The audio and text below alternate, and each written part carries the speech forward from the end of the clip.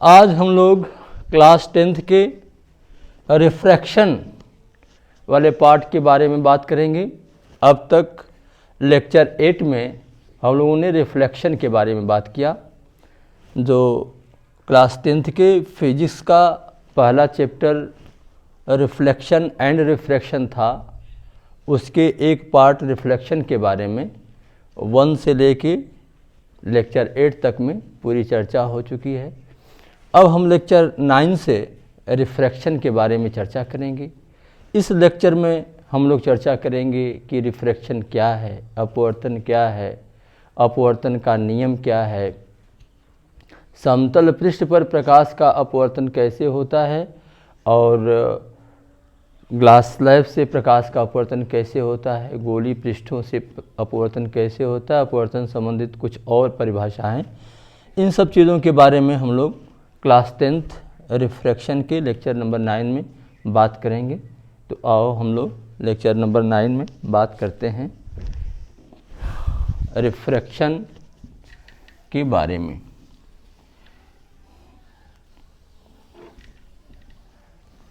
तो अपवर्तन क्या होता है, सबसे पहले हम लोग अपवर्तन को यहाँ परिभाषित करेंगे। अपवर्तन क्या है, व्हाट इज रिफ्रैक्शन,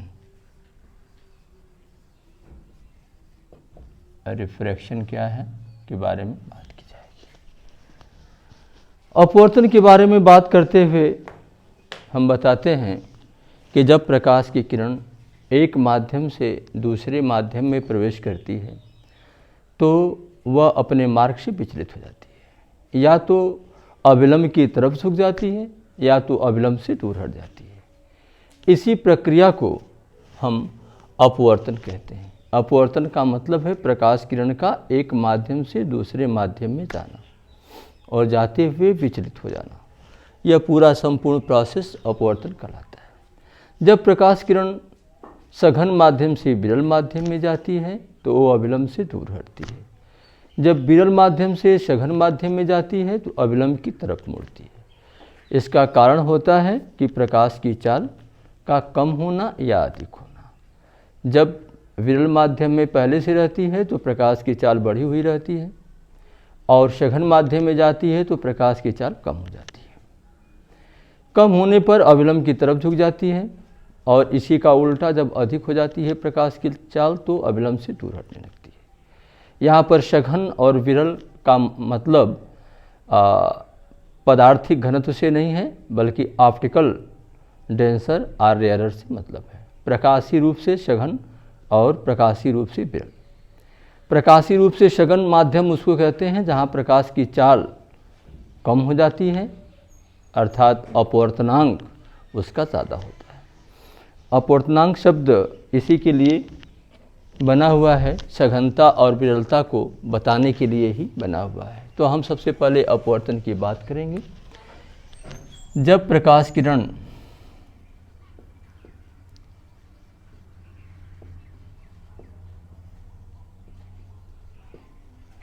किरण एक माध्यम से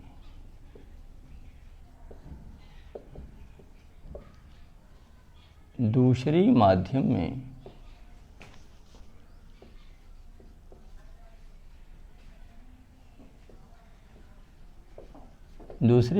में प्रवेश करता है, एक माध्यम से दूसरे माध्यम में प्रवेश करता है,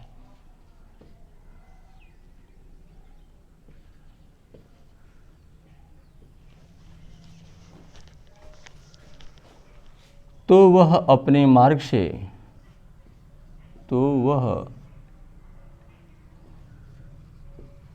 मार्ग से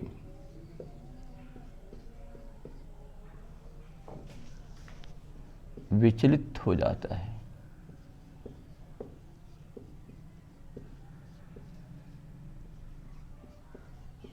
विचलित हो जाता है। इस घटना को, यह संपूर्ण घटना इस घटना को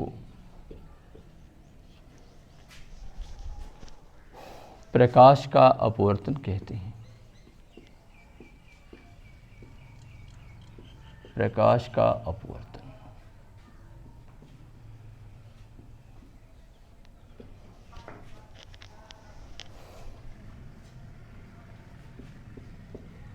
प्रकाश का अपवर्तन कहते हैं।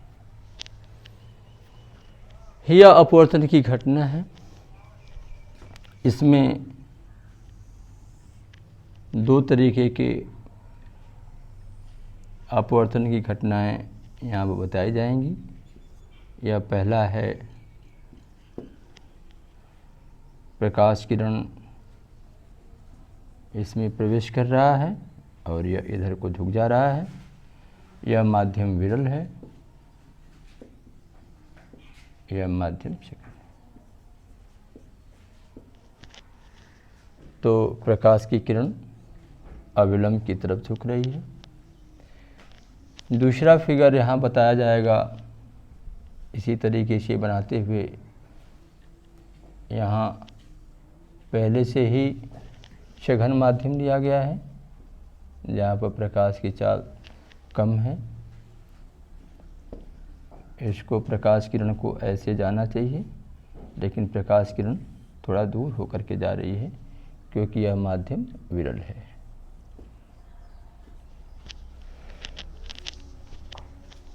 यहाँ पर हम नोटेड पॉइंट लिखेंगे, नोट कराएंगे।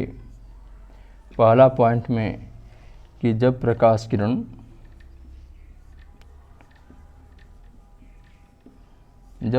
किरण विरल माध्यम से सघन माध्यम में, विरल माध्यम से सघन माध्यम में प्रवेश करती है, सघन माध्यम में प्रवेश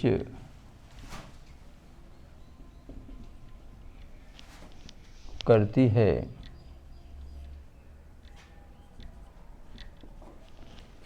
तो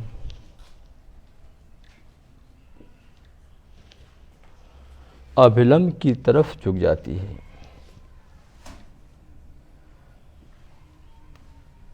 अभिलंब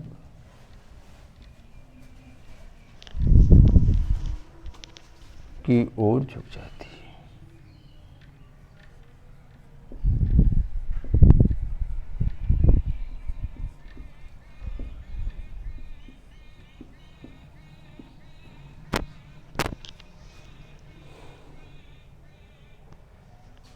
और दूसरी बात हम इसमें बता सकते हैं इसी का उल्टा कि जब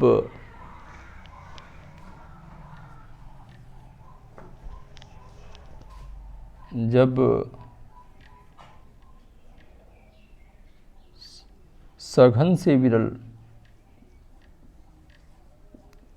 जब सघन से विरल में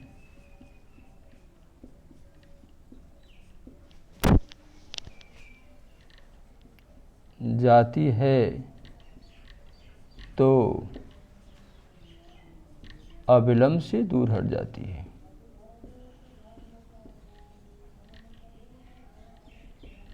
अविलंब से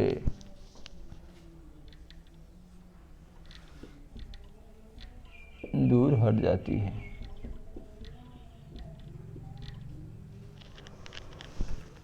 तो ये दोनों घटनाएं आपको बता दिया गया। जब प्रकाश किरण विरल माध्यम से सघन माध्यम में जा रही है तो अविलंब की तरफ झुक जाती है, और जब सघन से विरल में जाती है तो अविलंब से दूर हट जाती है। यह घटना है अपवर्तन की।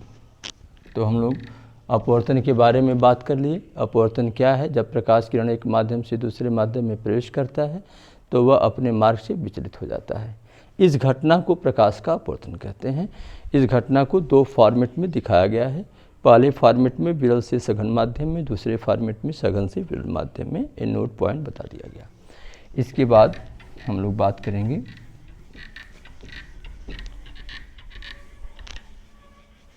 अपवर्तन के नियम के बारे में।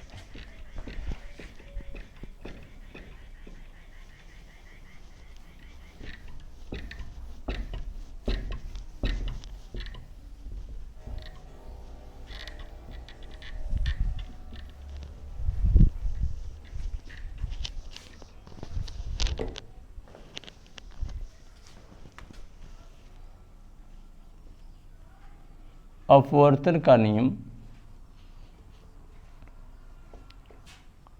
अपवर्तन का नियम क्या है इसके बारे में हम बात करेंगे। Law of refraction, law of refraction. अपवर्तन का नियम क्या है? अपवर्तन के नियम के बारे में बात करते हैं। अपवर्तन के दो नियम हैं। पहला नियम बताता है कि आपतित किरण, अपवर्तित किरण तथा अभिलंब तीनों एक तल में होते हैं। एक तल मीन्स जैसे हम बोर्ड पर फिगर बना रहे हैं तो बोर्ड के तल पर में ही किरण आ रही है, बोर्ड के तल में ही किरण जा रही है, अब बोर्ड के तल में ही अभिलंब भी बना है। ऐसा नहीं है कि किरण इसमें आ रही है और जा रही है किसी दूसरे प्लेन में। से एक ही जगह कई प्लेन हो सकते हैं, x y, y z, z x, तीन तीन प्लेन होते हैं 3 डायमेंशनल में। तो ऐसा नहीं होना चाहिए कि किसी एक प्लेन में किरण आ रही है, दूसरे प्लेन में किरण जा रही है, ऐसा नहीं होना चाहिए। तो यहाँ पर दिखा रहा है कि बोर्ड के प्लेन में ही जा रही है। आप पेपर पर बना रहे हो फिगर, तो आपके कागज़ के तल में ही आपतित किरण को आना होगा, उसी तल में अपवर्तित किरण को जाना होगा, उसी तल में अभिलंब का होना होगा। यह पहला नियम अपवर्तन का बताता है। अपवर्तन का पहला नियम है आपतित किरण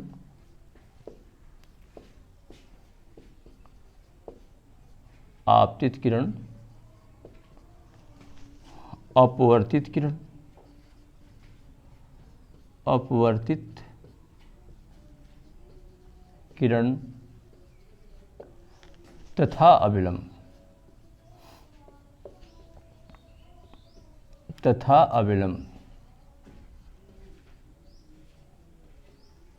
तीनों एक ही तल में होते हैं। तीनों एक ही तल में होते हैं। यह पहला नियम कहता है। इस पहले नियम के अनुसार जैसे एक किरण यहाँ आ रही है, आने वाली किरण भी बोर्ड के तल में है, यहाँ किरण अपवर्तित होकर जा रही है, यह भी बोर्ड के तल में है, और यह अभिलंब है, यह भी बोर्ड के तल में है। इसके कहने का ये मतलब है कि ये तीनों 1, 2 और 3 यह तीनों बोर्ड के तल में ही है। कोई भी बोर्ड के तल को हटा करके किसी दूसरे तल में नहीं है। यह पहला नियम है अपवर्तन का। दूसरा नियम अपवर्तन का बताता है, अपवर्तन के दूसरे नियम को स्नेल का नियम भी कहते हैं। बताता है आपतन कोण की ज्या, आपतन कोण की ज्या तथा अपवर्तन कोण की ज्या, अपवर्तन कोण की ज्या, ज्या का मतलब साइन का अनुपात सदैव नियत होता है।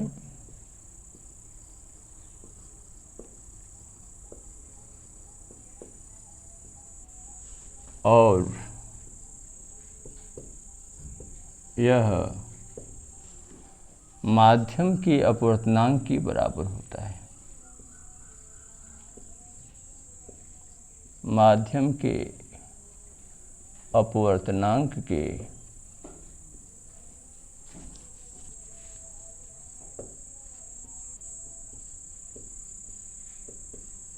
बराबर होता है।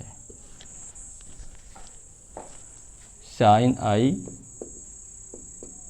बटा के साइन आर बराबर है।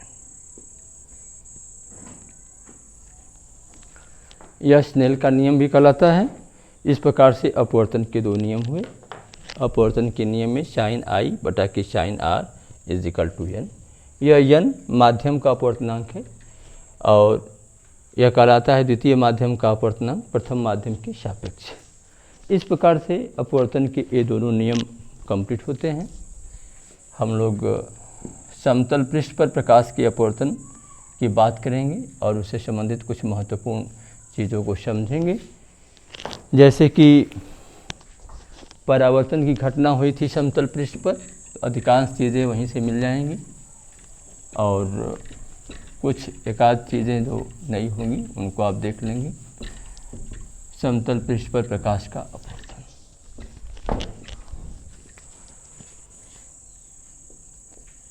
समतल पृष्ठ पर प्रकाश का अपवर्तन refraction of light at plane surface. Refraction of light at plane surface. हम यहाँ पर बताने का प्रयास करेंगे कि प्लेन सरफेस पर लाइट का रिफ्रैक्शन कैसे होता है और तमाम चीज़ें जो कि इसमें आती हैं परिभाषा के रूप में वो क्या क्या हैं।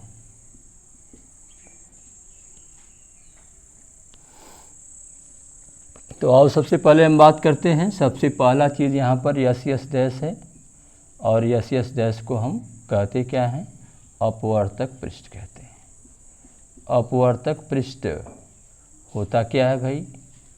अपवर्तक पृष्ठ के बारे में आप जानें कि अपवर्तक पृष्ठ मुख्य रूप से दोनों माध्यमों को बांटने वाला एक पृष्ठ होता है, एक लाइन होती है जो कि दोनों माध्यम को बांटता है। इसके इधर दूसरा माध्यम होता है, इसके इधर दूसरा माध्यम होता है। जैसे एक गिलास में पानी भरा हुआ है तो पानी का ऊपरी सतह ही अपवर्तक पृष्ठ होगा क्योंकि उसके ऊपर हवा है और उसके नीचे पानी है।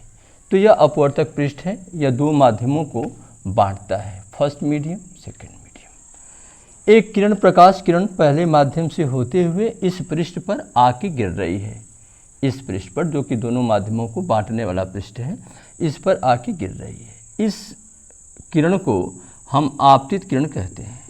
आपतित किरण का मतलब आके गिरने वाली किरण। इसके बारे में हम लोग परावर्तन व क्रिया में भी बात किए थे। फिर वह बिंदु, अपवर्तक पृष्ठ का वह बिंदु जहाँ पर एक किरण गिरती है, उस बिंदु का नाम आपतन बिंदु होता है। इस घटना के बारे में भी पीछे बात हुई थी। आपतन बिंदु हो गया। अब इस पर लंबवत रेखा खींचेंगे, अभिलंब कहलाएगा। क्योंकि यहाँ पर अपवर्तन की क्रिया हो रही है, यहाँ पर दोनों माध्यम इंक्लूड है, इसलिए अभिलंब ऊपर नीचे दोनों तरफ रहता है। अब ये किरण जब जाती है तो अपने मार्ग से इसको सीधा ऐसे जाना चाहिए, लेकिन ऐसे न जा करके ऐसे जाने लगती है और ऐसे आने वाली किरण का नाम होता है अपवर्तित किरण। इसका नाम है अपवर्तित किरण। यह एक नई चीज़ है इसमें, क्योंकि उसमें परावर्तन की घटना में परावर्तित किरण हुई थी, यहाँ पर अपवर्तित किरण है। यहाँ पर अभिलंब और इसके बीच का कोण आपतन कोण था, वहाँ पर भी यहाँ पर भी आपतन कोण है, लेकिन नीचे का कोण अपवर्तन कोण हो गया है। यह अपवर्तन कोण हो गया है। अपवर्तित किरण और अभिलंब के बीच का कोण अपवर्तन कोण हो गया है। वहाँ पर परावर्तन कोण था, यहाँ पर यह अपवर्तन कोण हो गया है। अपवर्तन कोण। यहाँ पर एक और कोण की बात हम कर सकते हैं कि इसको जैसे जाना चाहिए था उसके और इसके बीच का जो कोण होगा, यह इसको हम विचलन कोण नाम दे सकते हैं। एक नया चीज़ यहाँ हो गया, और क्योंकि यह विचलित हो गई है किरण यहाँ से, विचलन कोण इसको हम कह सकते हैं। एक नई चीज़ यहाँ पर विचलन कोण कहा जाता है। विचलन कोण को हम इस प्रकार परिभाषित कर सकते हैं कि आपतित किरण को आगे बढ़ाने पर और निर्गत किरण को पीछे ले जाने पर यह दोनों एक दूसरे को जो कोण बनाते हैं उस कोण को हम विचलन कोण कहते हैं। इसको डेल्टा से डिनोट करते हैं। इस प्रकार से हम कुछ महत्वपूर्ण शब्दावली के बारे में बात करते हैं समतल पृष्ठ पर प्रकाश के अपवर्तन संबंधित। तो इसके आगे की चीज़ क्लास स्लैब से प्रकाश का अपवर्तन और भी ढेर सारी चीज़ें, लेंस से अपवर्तन या उनकी कुछ महत्वपूर्ण परिभाषाएं और उससे प्रतिबिंब बनने की चीज़ें, ये सब घटना के बारे में हम लोग जो है इसके बाद अगले लेक्चर नंबर 10 को लेकर के आएंगे। इस लेक्चर में इतना ही। धन्यवाद।